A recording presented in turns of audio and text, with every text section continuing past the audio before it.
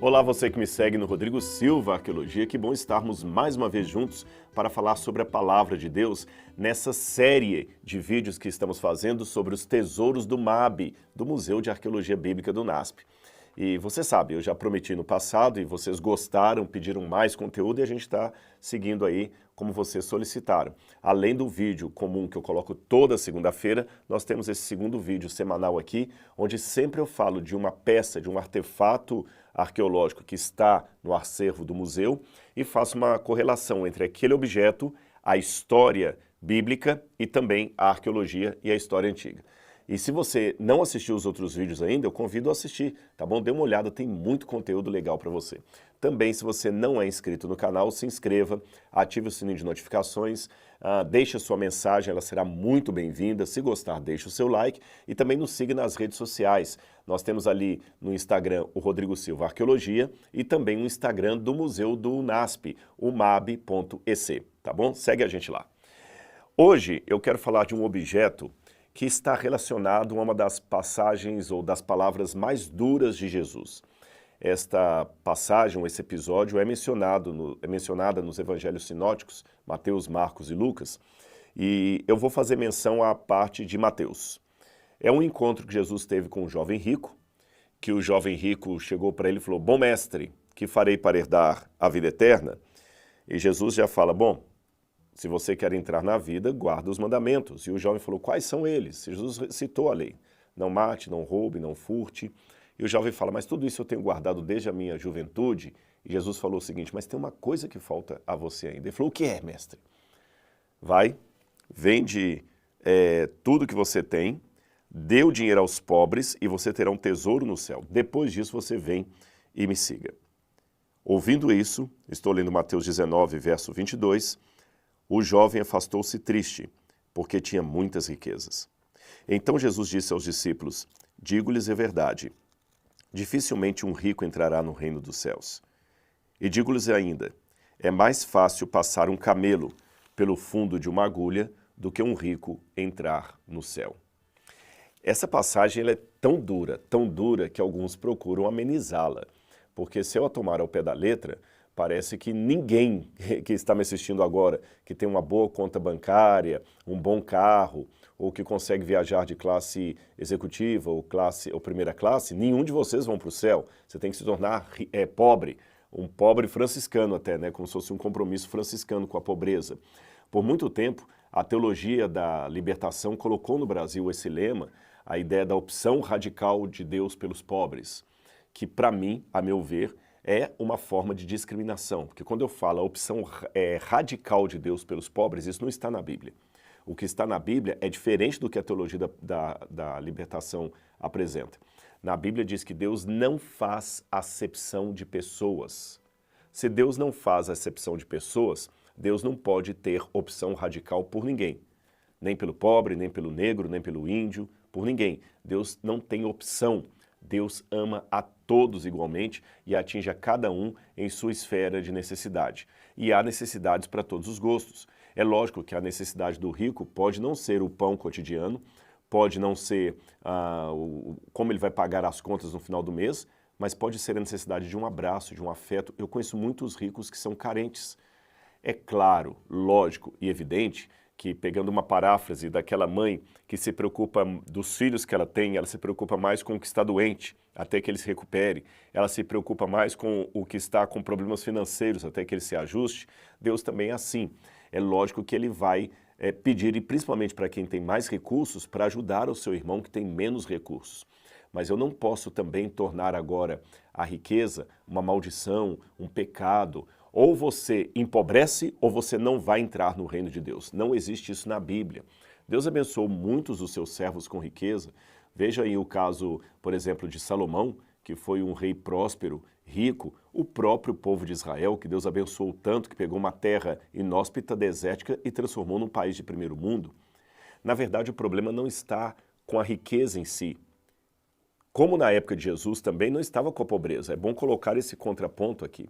Nos tempos bíblicos, uma pessoa pobre era compreendida pela sociedade religiosa como sendo alguém amaldiçoado por Deus. Veja o caso de Jó. Jó é um contraste com essas duas teologias discrepantes e errôneas. A teologia do enaltecimento da pobreza e a teologia do enaltecimento da riqueza. Lembre, na época bíblica, o rico era o abençoado. Se ele era rico, é porque ele estava em paz com Deus, porque ele estava fiel às leis de Deus, por isso que Deus o abençoava com riqueza. Ao passo que o pobre, o miserável, é porque estava em pecado. Ele ou seus pais que pecaram para deixá-lo naquela situação. No outro espectro mais moderno, como eu falei da teologia da libertação, você tem aqueles que acham que não, que quanto mais pobre você for, mais perto de Deus você está.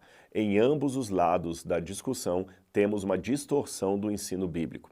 E Jó, para mim, é uma resposta aos dois extremos. Por quê? Para aqueles que acreditam que riqueza é maldição, como é que nós explicamos a história de Jó? Jó era um homem íntegro, fiel a Deus e por isso muito próspero. Ele era rico, ele tinha muita riqueza. De repente ele ficou pobre, desesperadamente pobre. Mas no final ele recuperou tudo o que ele possuía.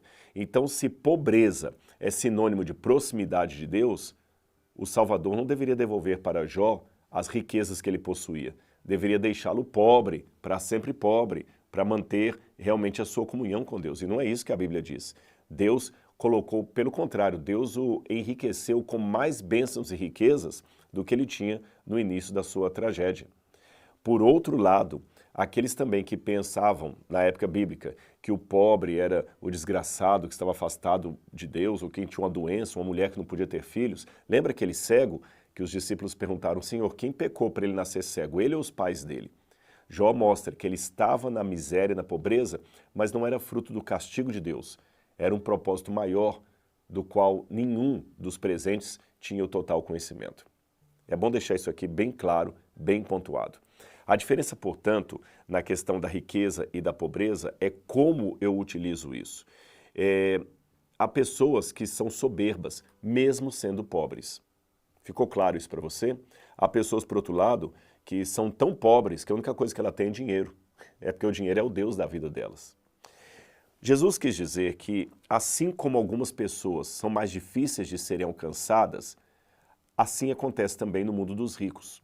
Você sabe, por exemplo, você faz uma série de conferências bíblicas num bairro de periferia, é muito mais fácil lotar com 500 pessoas um ambiente pequeno do que uma conferência na zona sul do Rio de Janeiro. Poucas pessoas vão, isso é verdade. Às vezes, a riqueza, o intelectualismo são barreiras que a pessoa tem entre ela e o evangelho. Então, se eu pudesse colocar até uma distinção, eu diria que pobre coitado daquele que é rico e culto, porque ele tem mais barreiras para o evangelho do que aquele que é pobre e sem cultura. Não é que agora a pobreza e a falta de cultura são virtudes, mas dependendo da situação, esses dois elementos, dinheiro e intelecto, podem se tornar um muro para dificultar você a chegar a algumas realidades que o orgulho não permite você chegar. Tá certo? Quem já não tem nada, dificilmente vai ter orgulho. O outro tem. Então esse que é o ponto que Jesus está querendo dizer, e não que é impossível um rico ser salvo, ou que para você ser salvo, você tem que se tornar um miserável, um pedinte na rua. Mas, e a questão da agulha? Qual o sentido disso? Eu trouxe um objeto para você aqui. Nós temos duas agulhas do tempo bíblico para mostrar para vocês, mas vou mostrar só uma aqui, tá bom? Essa aqui é uma agulha maior, como você está vendo, e a curiosidade dessa agulha, essa agulha é dos tempos de Cristo, ela tem 2000 anos. É que aqui na ponta você tem o buraco da agulha. Estão vendo aqui, ó? Diferente do que a gente imagina, a parte grossa está aqui no fundo, a parte fina perdeu aqui, mas fica para cá. Esse tipo de agulha era uma agulha típica para consertar redes de pesca, para fazer tecido de tendas. Quando o apóstolo Paulo trabalhava como um fabricante de tendas, Paulo certamente usava esse tipo de agulha aqui. A outra agulha que nós temos aqui é uma agulha menor, é uma agulha cirúrgica, ela é mais fina, então é diferente dessa agulha que eu tenho aqui, tá bom? Agora, quando Jesus falou é mais fácil passar um camelo no fundo de uma agulha do que um rico entrar no céu, uma hipérbole, você olha para esse objeto e fala, um camelo não tem como passar por isso aqui, então é uma impossibilidade. Bom, em primeiro lugar, temos que entender como as pessoas interpretavam esse texto. E eu vou dar as interpretações que eu julgo errôneas. talvez para diminuir um pouco a força da hipérbole, porque tomada ao pé da letra, parece dar a impressão que ninguém que tiver recurso financeiro vai entrar no céu, porque jamais um camelo passa pelo fundo de uma agulha. Nem o maior dos mágicos consegue fazer isso. Só se for um milagre de Deus, assim, muito superior à abertura do Mar Vermelho ou a vinda do fogo do céu lá em Elias. Fora, nem esses milagres são tão grandiosos quanto fazer um camelo passar pelo fundo de uma agulha. Então, alguns, para amenizar, chegaram à conclusão seguinte. Primeira explicação que eu não concordo. O fundo da agulha que Jesus falou, na verdade, Jesus não falou de camelo, ele falou de camilo. Câmilos, em grego, é um tipo de corda grossa que marinheiros usam para colocar âncoras de navios, de barcos. Câmilos. Então, eles falaram que Jesus, na verdade, estava falando de um câmilos, mas o copista acabou errando e colocando camelos. Camelos, corda. Camelos, camelo. Como é fácil aí a troca, então, na verdade, Jesus dizia que é mais fácil passar uma corda grossa pelo fundo de uma agulha do que um rico entrar no céu. Essa explicação, ela está errada pela seguinte questão. Robertson, que foi um dos maiores especialistas em literatura e gramática grega que nós já tivemos, ele chamou a atenção que existem alguns manuscritos cursivos que fizeram justamente o contrário. Eles trocaram a palavra original camelo por corda. Então foi o contrário que foi feito. Quando os copistas erraram, eles não erraram trocando camelo por corda, tá certo? Ou melhor, corda por camelo. Foi o contrário, eles trocaram camelo por corda, porque se sentiram desconfortáveis com a palavra original. Nós temos meios técnicos de saber como era o texto original fazendo uma colação textual, comparando manuscrito com manuscrito. E unanimemente, os especialistas em Novo Testamento sabem que a palavra original era camelo e alguns poucos manuscritos cursivos é que erroneamente a trocaram por corda. Então essa alternativa está descartada. Existe uma outra explicação que eu já vi também, de alguns quando vão em Jerusalém, eu já vi isso até guia explicando lá, nas muralhas de Jerusalém tem uma entrada assim, como se fosse uma abertura, nesse formato. Vou desenhar para você, ó, assim, assim, assim. Ó, assim, assim e assim. É realmente um friso ali na muralha. E aí eles falam, olha, ali, tá vendo o formato de uma agulha? Aquele que é o buraco de agulha que Jesus falou. É mais fácil passar um camelo pelo buraco da agulha, Jesus estava falando daquilo ali. Não, não é verdade. Sabe por quê? Esses buracos que tem nas muralhas de Jerusalém que eu falei com vocês, são buracos para o arqueiro colocar a flecha dele e ele poder mirar o inimigo de dentro da cidade, pelo buraquinho ali, sem ser atingido. Só que essas muralhas são do século XVI, 1.600 anos, quase 1.500 anos depois de Jesus. Então, evidentemente, não pode ser aquilo ali que Jesus estava fazendo referência.